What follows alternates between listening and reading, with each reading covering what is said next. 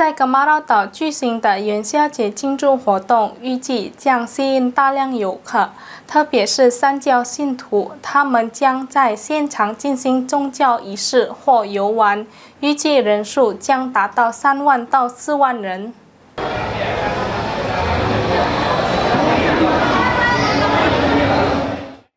噶玛劳岛的元宵节庆祝活动是华人社区，特别是在农历新年后必定举行的盛事。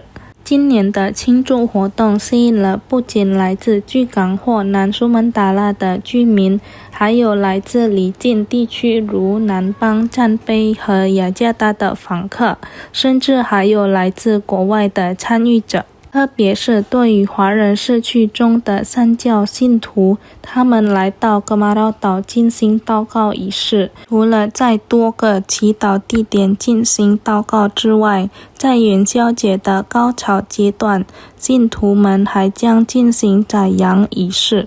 元宵节的组织者基哈润表示，今年预计将有3万到4万名游客前往噶玛劳岛。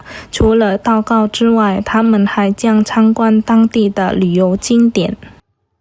Kalau kita berkacamata dengan hari ini sama kemarin, saya pikir mungkin bisa lebih banyak dari tahun kemarin ya. Bisa banyak dari tahun kemarin. Berapa baru? Mudah-mudahan kalau tahun kemarin sih estimasi mereka bilang dari beberapa hitungan 30 sampai 40 ribu. Mungkin saya pikir sporadis ya, bukan per hari ya. Kalau dihitung dari hari kemarin. Hari ini kita udah lihat udah begitu ramai。今年的元宵节高潮将在星期一晚上举行，届时游客们将前来进行宗教活动。